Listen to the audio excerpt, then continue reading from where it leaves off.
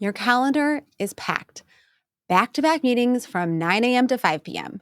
You're constantly switching between tasks, never having enough time to focus on what really matters. And at the end of the day, you feel busy but not productive. Sound familiar?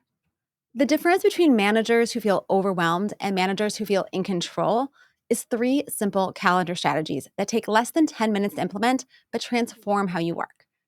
Hi, I'm Mamie Kanfer Stewart, and welcome to The Modern Manager. Every week, I share strategies and tips to help you be a rockstar manager with a thriving team. Be sure to hit that subscribe button so you never miss a video. Here's the reality. If you don't control your calendar controls you. And when your calendar controls you, you end up reactive instead of strategic, scattered instead of focused, and exhausted instead of energized. I learned this the hard way. Early in my management career, I said yes to every meeting request, thinking that it made me a great collaborator and really accessible to my team. But my calendar looked like a game of Tetris, with 30-minute blocks scattered throughout the day. I was busy, sure, but I wasn't being effective. I never had time for that deep thinking, the strategic planning, or that focused work that actually moves the needle. But here's the thing. Calendar management isn't just about time management. It's actually about attention management. Now, before we talk about how to implement some strategy around this, I need to share the most important mindset shift that makes all of this possible. Most of us think about our calendar like a bucket that gets filled up throughout the week. Meetings get added, tasks pile up, and at the end of the week, we don't know where all time went because we're so busy with all of these things, and we still have this growing to-do list that we didn't get to. But here's the shift that changes everything. You need to start thinking about your calendar like your bank account. You would never treat your bank account the way that most people treat their calendar. You don't just let money get spent randomly throughout the month and then hope that there's enough left for rent and groceries. You allocate a certain amount for housing, a certain amount for food, a certain amount for entertainment, and you make sure that it all adds up to what you actually have ahead of time. And if you're not proactive about budgeting, you might discover that you've run out of money at the end of the month, or you don't have anything left to put into your savings. Your calendar works exactly the same way. You have a finite number of hours each week. Let's just say 40. And just like you have a finite amount of money each month, you have to plan for it. When you're proactive about your calendar, you allocate those hours intentionally. Maybe 10 hours go to strategic work, 8 hours are focused on one-on-ones and team. Maybe 6 hours is for clients and 4 hours is for administrative tasks, and so on. When you budget your time this way, it becomes much easier to make trade-offs and say no, or not right now, to the things that don't align with your priorities. Just like when someone asks you to go to an expensive dinner, you check your entertainment budget and then you make an informed decision about whether or not you have enough money or you want to spend your money in that way. So these are three strategies I'm about to share: land grabbing, theming, and daily planning. And these are your time budgeting tools. They help you allocate your time intentionally towards the activities that align with your goals while reducing all those in-between times that steal our minutes, like all that change that gets lost in your pocket, which eventually adds up to a lot of time. So before you implement any of these strategies, make that mindset shift. Your calendar is not a bucket to be filled. It's a budget to be managed. And just like you wouldn't let other people spend your money without your permission, don't let other people spend your time without your intentional choice. Now, here are those three strategies that help you put this banking mindset into action to create a calendar that serves you instead of overwhelming you. Strategy number 1, land grab your calendar. This first strategy is called land grabbing. You need to proactively block time because if you don't, other people's priorities will fill up your calendar. Most of us do the exact opposite. We wait for open time to appear, and then we wonder why we don't have enough time to get anything done, or we don't have enough focus time for that important work. The best managers flip this. They block time first, and then fit meetings around those blocks. So here's how to do this. Schedule recurring meetings with yourself. Make them 30, 60, or 90-minute blocks, preferably longer, and have at least 2 to 5 every week so that you are proactively protecting that time from other people. Treat these blocks like meetings with yourself because that's exactly what they are: appointments for you to do the most important work that you need to do. And here's the key. When someone asks for that time, you don't automatically say yes. You make a choice.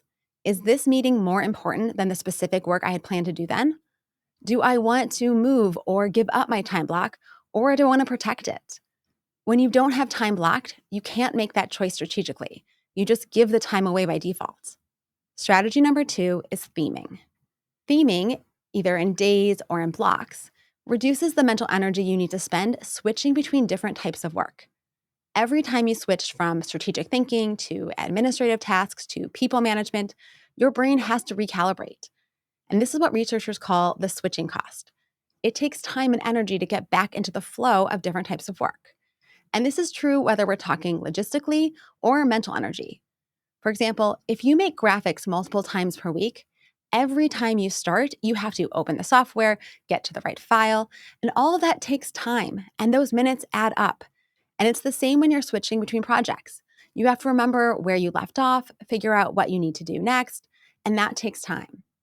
3 separate blocks of 30 minutes isn't as productive as one 90-minute block. You'll naturally lose between 5 to 15 or 20 minutes from simply reorienting to the work. Add to this that constant desire to check email or do the small tasks that you just remembered, like scheduling your doctor's appointment, because every time you switch to one of those small actions, it can quickly lead to going down a rabbit hole, and suddenly 45 minutes have passed and you didn't realize it.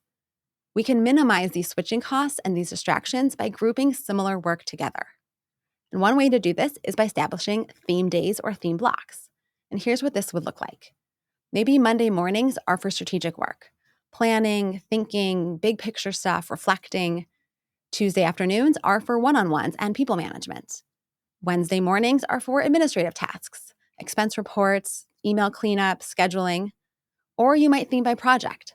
Mondays is for project account A, and Tuesdays is for a new product that we're launching. Wednesdays are for team development. It doesn't really matter what your specific themes are as much as having the consistency. And when you know that Tuesday afternoons are always for one-on-ones, then you don't waste that mental energy deciding when should I schedule them or I got to get my brain into coaching mode. If you know that Wednesday mornings are for admin work, you can batch all of those small tasks together instead of letting them interrupt your focused work throughout the week. Another approach is to have a daily maintenance block, and this can be for email checking and all those small tasks that need to get done. Things like reviewing pre-meeting documents or approving requests or scheduling future meetings. These tasks are important, but they're also the perfect way to derail your focus work if you don't plan for them and batch them together. It is so tempting to handle these tasks reactively. You finish something, and so you check email. Someone walks over and asks you to read something, so you do. And it feels helpful, but it fragments your attention, making that deep work almost impossible. And it distracts you from following your daily plan and getting done what you need to. Instead, batch these small tasks into dedicated maintenance blocks. Maybe it's 30 minutes at the start and end of each day. Maybe it's 15 minutes 4 times a day. Maybe it's 20 minutes right after lunch and then the last hour of Friday afternoon. Throughout the day or the week, you keep track of all those little things in a running list. And then during your maintenance block, you just handle all the small stuff that's accumulated. You finish clearing your email, you approve any pending requests, you follow up on outstanding items, do all those tasks that take 1 to 3 minutes, and then prepare for the upcoming meetings. The key is protecting your focused work time by having a designated place for everything else. Now, this might feel less responsive in the moment, but it's actually more effective overall. You give more attention and better attention to your focus work and to those maintenance tasks because you're actually paying attention to them and not constantly switching back and forth. Strategy number 3 is daily planning. And I have talked about this before because it's one of my favorites. This is about maximizing your 40 hours with a 10-minute daily planning ritual.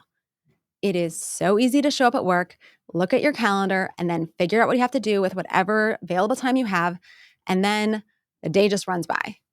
But that decision-making moment, it's like a leaky bank account where every dollar disappears as you consider what it is you need to do. Every time you have to decide, it slows you down. If it takes you even 3 or 4 minutes to look at your to-do list, to look at your calendar, to figure out your priorities, and then decide, what can I do right now? That's 3 minutes, 4 minutes, 5 minutes that you're not doing actual work. And that happens multiple times a day. See, when you don't have a plan, it's incredibly easy to default into just checking email or scrolling through Slack messages. Suddenly, that transition time between tasks becomes 20 minutes of distraction. And now you really don't have enough time to do anything meaningful. And the solution? Pretty simple.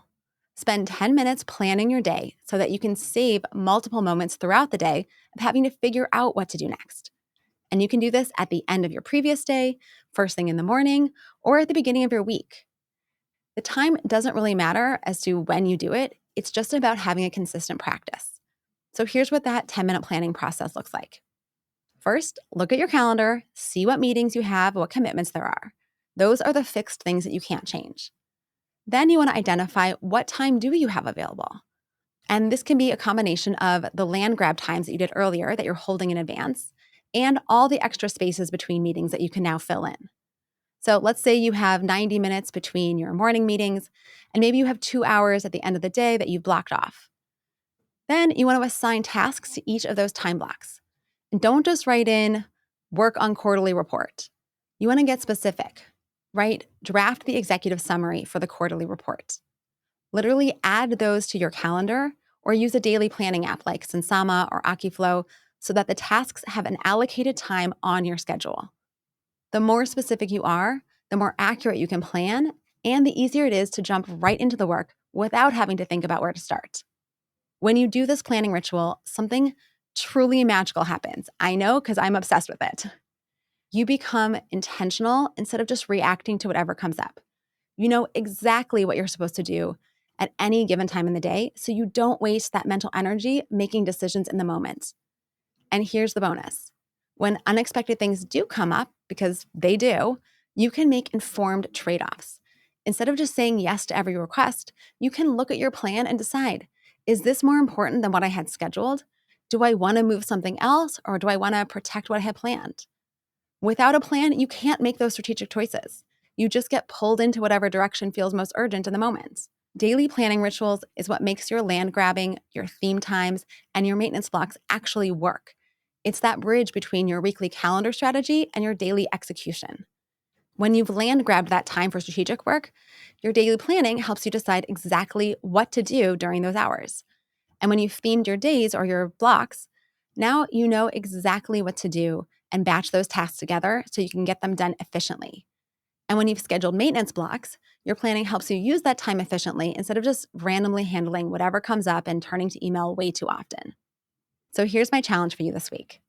Pick one of the 3 strategies and implement it immediately, starting today, like right now. If you choose land grabbing, schedule at least 2 60 to 90 minute blocks on your calendar for the next month, and then treat those blocks like unmovable meetings. If you're choosing theming, pick one type of work, maybe administrative tasks or maintenance activities or strategic thinking, and batch it into a specific block on your calendar instead of just letting those things go happening throughout the day. If you're choosing daily planning, block 10 to 15 minutes at the start of your day or at the end of your workday, or an hour at the beginning of the week or the end of the week to create your plan. Schedule it like a recurring meeting titled Daily Planning. Here's what I want you to remember. Your calendar is a reflection of your priorities, just like your financial budget. When you let other people fill your calendar, you're letting other people set your priorities. But when you're intentional about how you use your time, when you land grab to protect time for important work, when you have theme blocks that reduce those switching costs, and when you plan your day so that you know exactly what you're going to do and can get into the flow, you take back control. You don't just become more productive, you become more strategic, more focused, and more present for the work and the people that matter most.